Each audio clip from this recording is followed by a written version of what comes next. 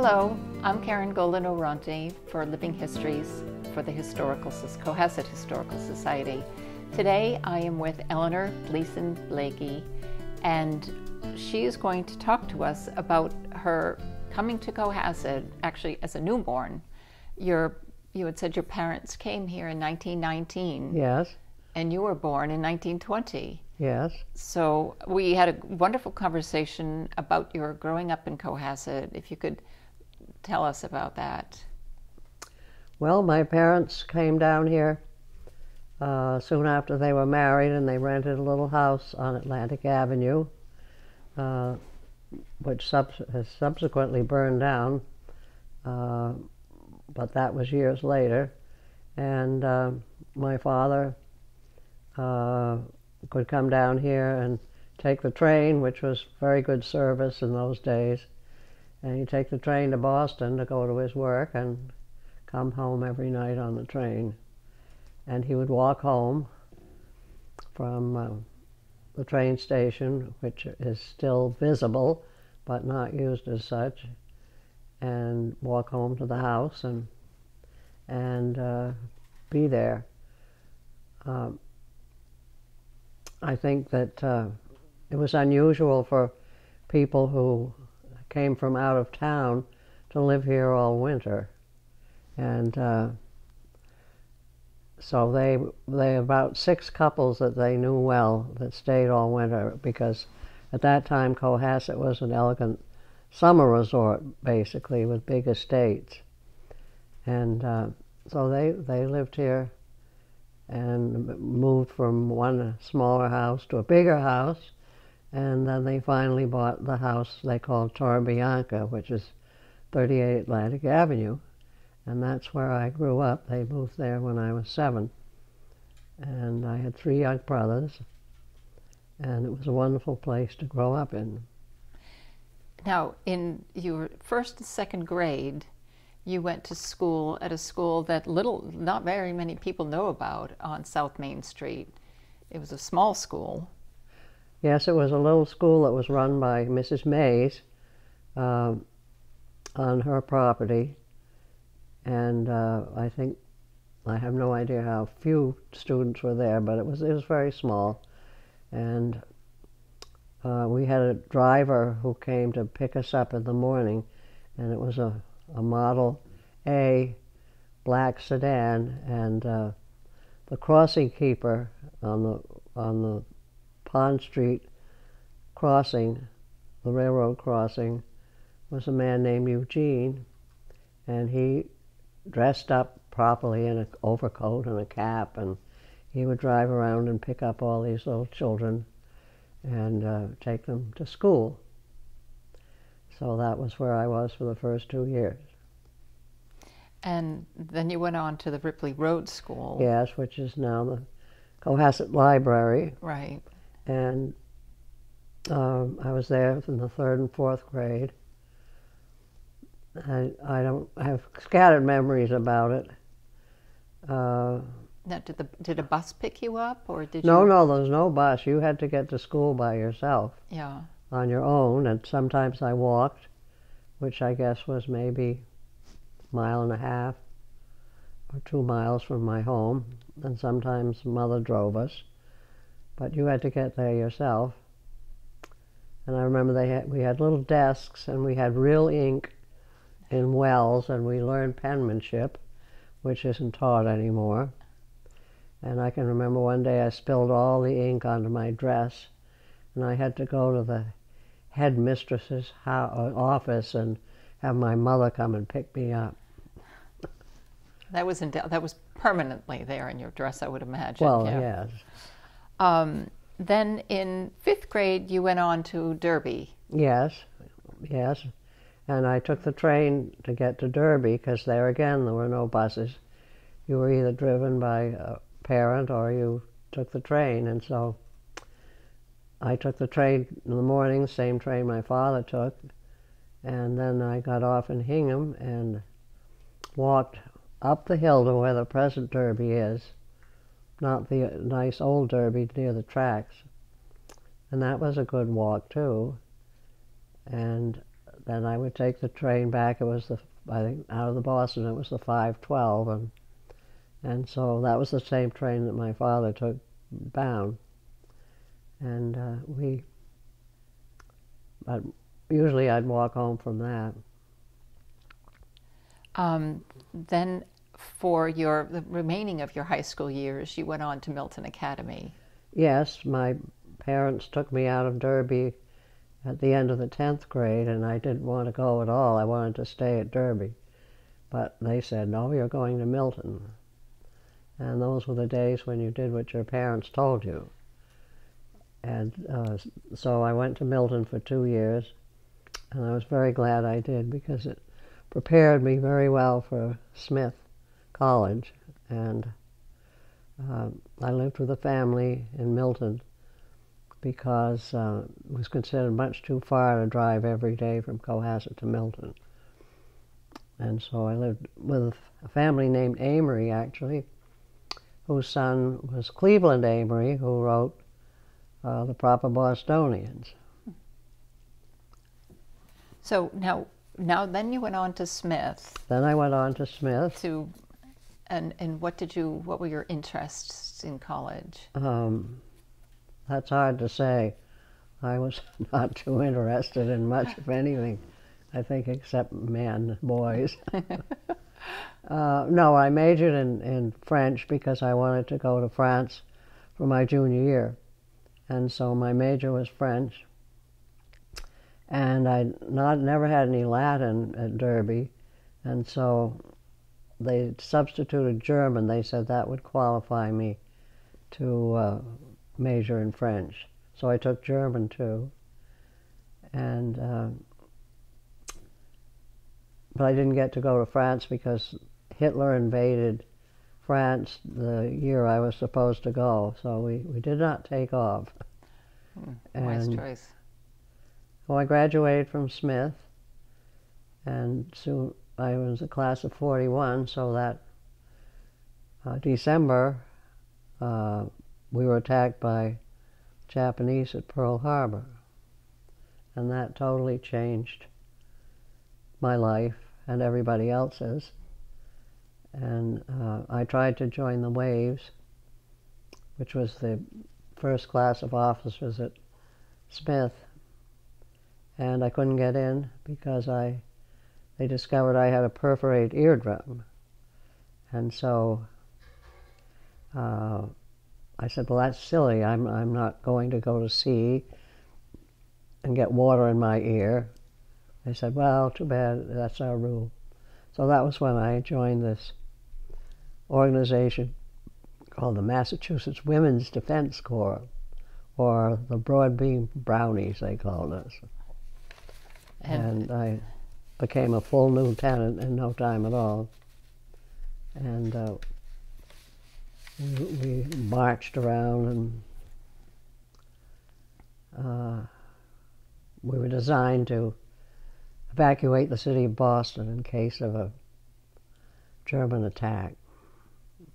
Now, when you were still at Smith, you met your future husband. No, well, yes, when I was a senior at Smith, and it wasn't a blind date. I was going to a Harvard football game, and my escort was otherwise occupied being an usher, and he couldn't bring me in on his ticket, so he asked John Bleakie to meet me below the stands and give me my ticket, and then I would be joined later by my date. So that was how we met.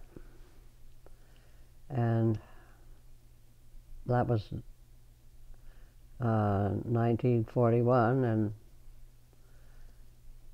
and I, as I say, I was just about to graduate from Smith, and I had no interest in any sort of a relationship. I was going to have a career in the newspaper business.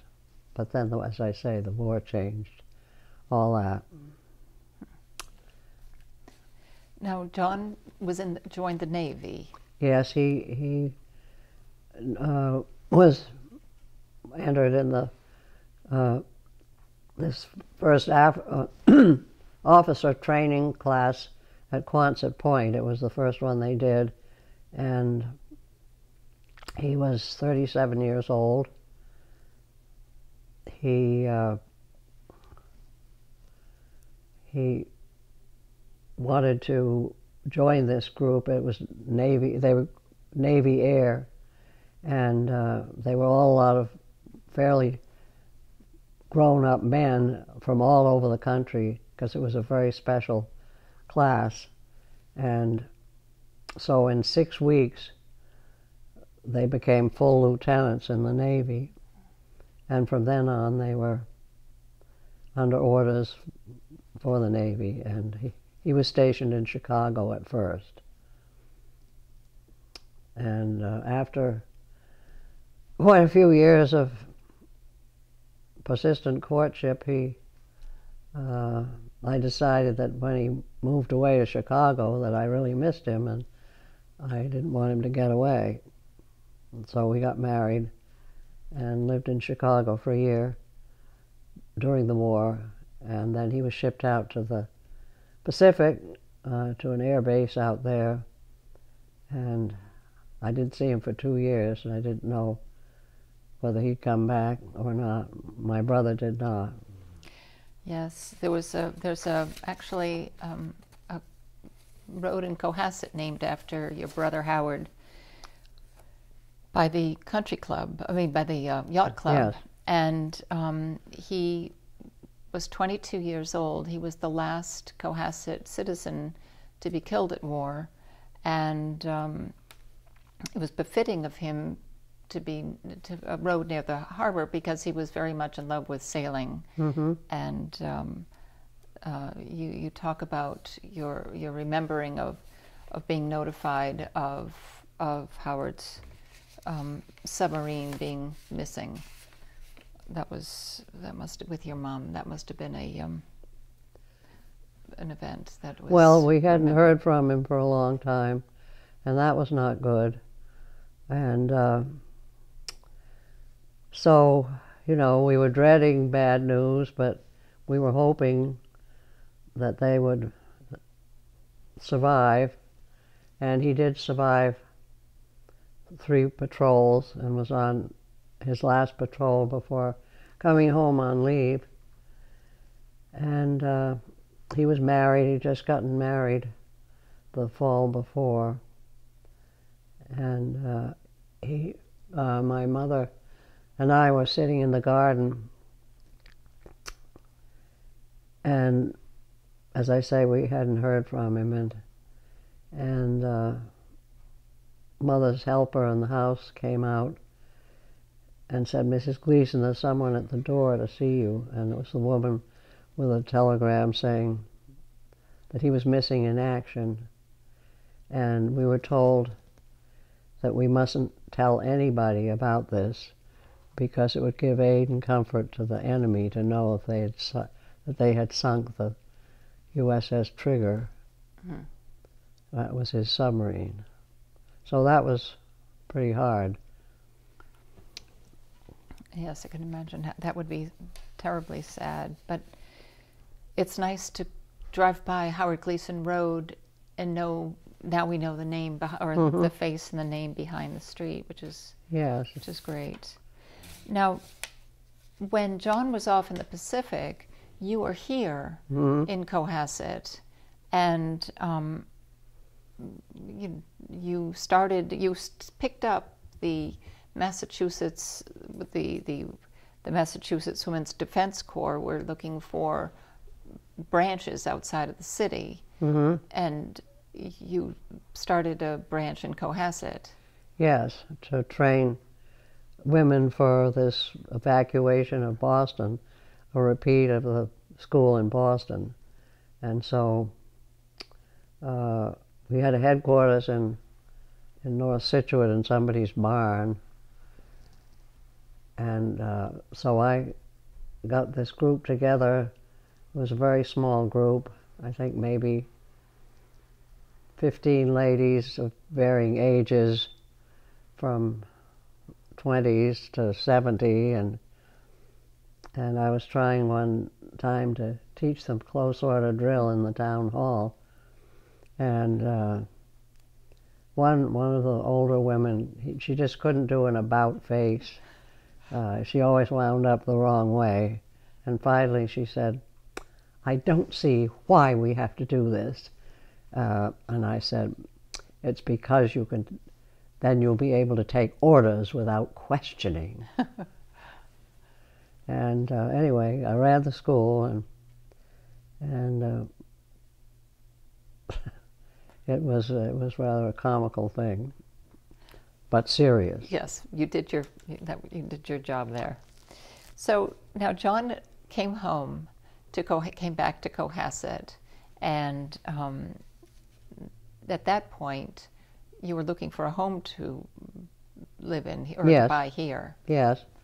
Well, we didn't have any money for one thing, and another thing was that right after the war, none of the houses had really moved or changed, or there was no turnover in real estate, so there wasn't much available in our price range. And we were living with my parents, which was a nice, comfortable arrangement.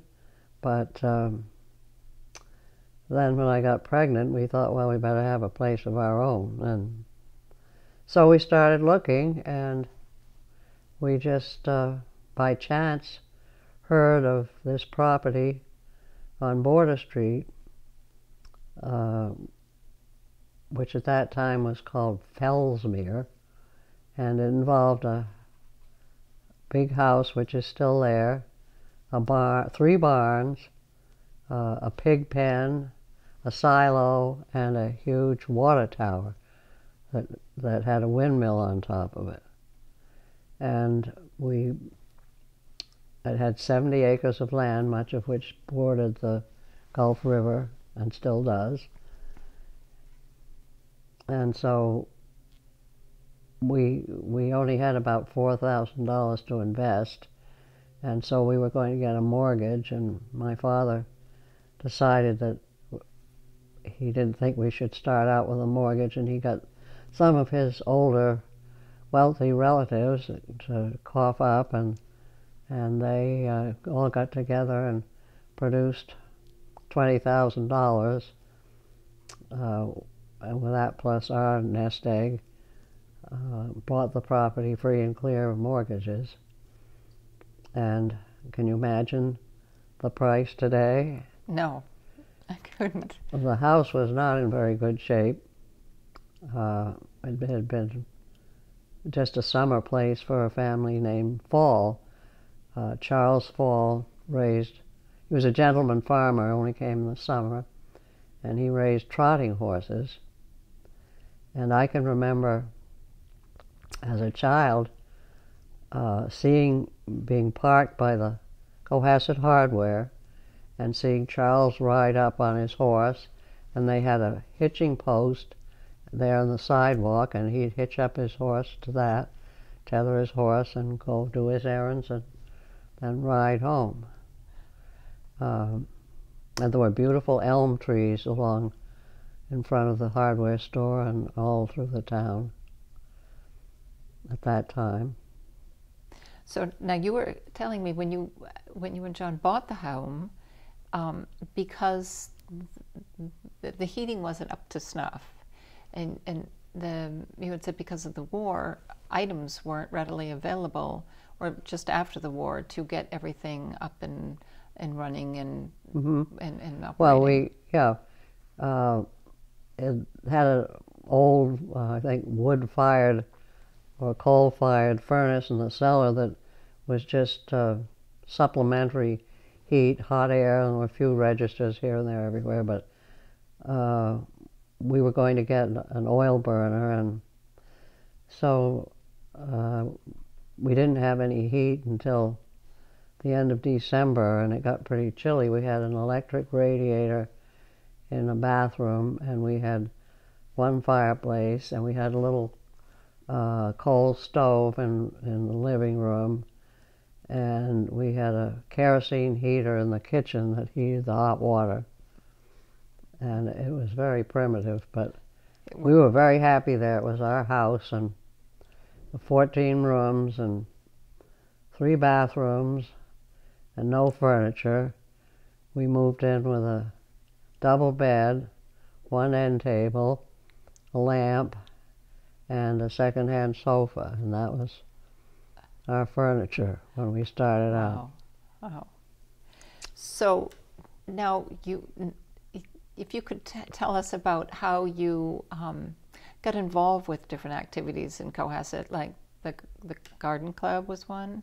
Yes, well, for 10 years I didn't do anything except paint and putty this house and have babies, and so I didn't belong to anything, and we didn't really see anybody. We just were busy refinishing floors, and then I guess a neighbor came to me and asked me if I'd like to join the Cohasset Garden Club, and I said, "How much does it cost?" And it was $15 at that time. So I said, "Well, yeah, I guess so." I didn't know anything about gardens. Of course, when I started out, I knew nothing about children. I knew nothing about housekeeping. I couldn't cook. I didn't know nothing. And so anyway, I thought I probably should learn about gardens because I'd inherited a big one from the sale of this property. So I joined the garden club, and then soon thereafter, I was very pregnant too at the time. And when I joined, I walked up the street to the large house on top of the hill, which is an English Tudor type house. And the first garden club meeting was there, and I just walked up the street with my little coat on and my maternity dress, and walked in, and all the ladies had on hats and gloves, and it was very formal. And the lecture was on fern fronds, which I thought was rather strange, esoteric, but anyway, that was my beginning with the garden club. And then a few years later, I was made secretary, and then after that I became president, and so that was my first sortie into the wide world. Excellent. And you've been involved with gardens ever since. Oh, really. yeah. Yes. I have to go out and water today. We haven't had any rain. So now, in 1959, you became involved with the World Affairs Council in Boston. Yes. And at that point, that really opened up a whole world for you. Yes. Well, at that point, literally, I'd gotten interested in it because my parents were involved with it, and so I joined, I guess, in the 60s, and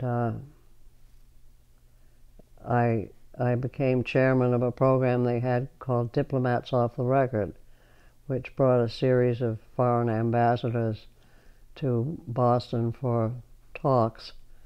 And so actually my mother ran that program several years before, and then I came along and did it. And it really was most interesting because I had ambassadors. I ran it for 15 years and had ambassadors from almost every country in the world.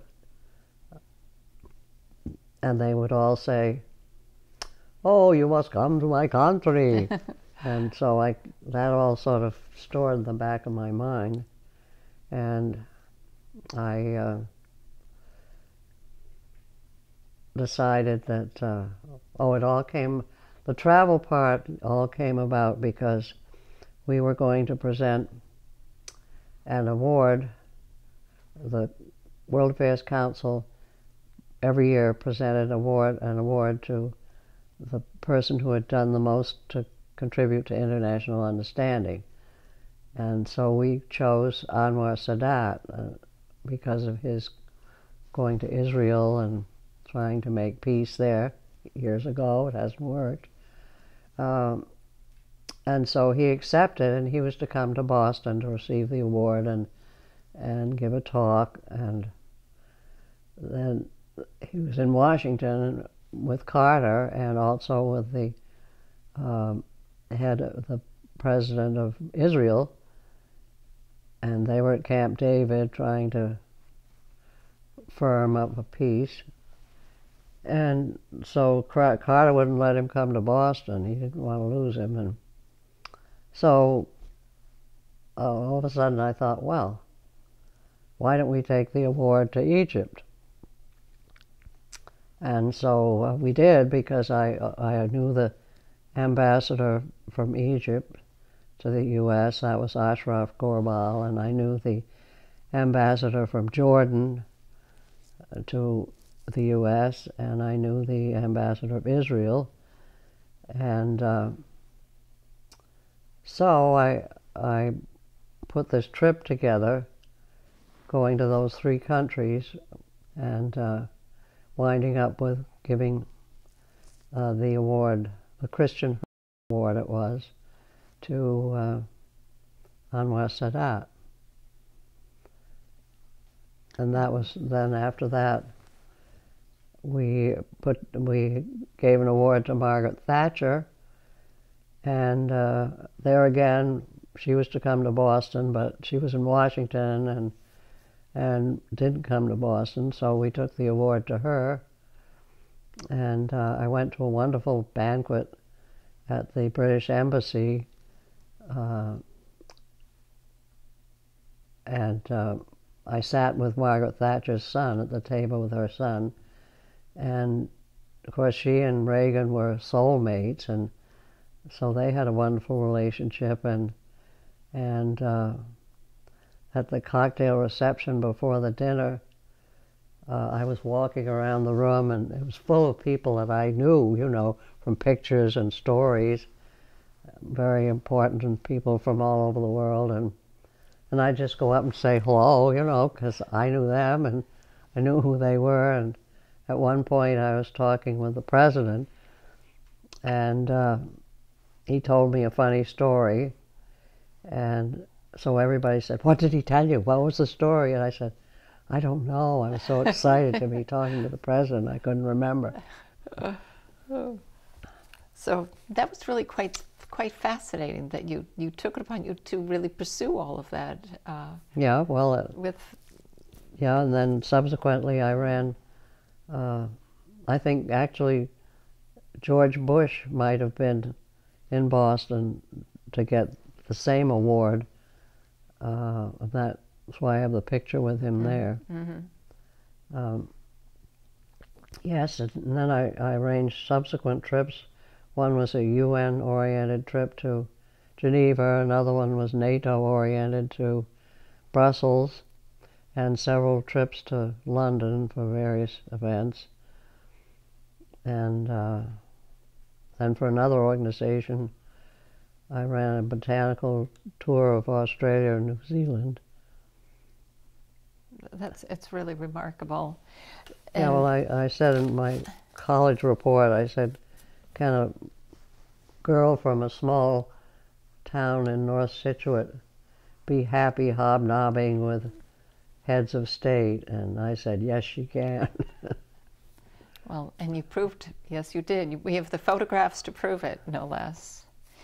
And your involvement with the Historical Society is really wonderful too.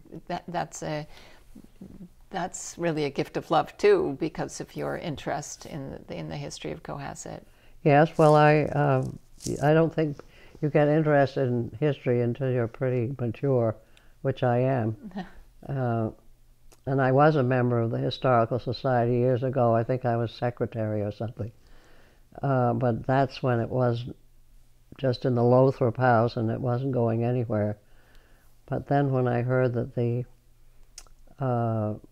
library was moving and that building was going to become available, and I said, that's where the Historical Society should go. Mm-hmm. And everyone said, oh, we couldn't afford that. Oh, they'd never do that. But somebody did do it, and I thought I wanted to help with that so that they could keep that building and make a success of it. It seems the perfect location. So I'd spent so much of my life raising money for nonprofits. I thought, well, I can raise some money for them. So that's when we started having parties there. Yeah.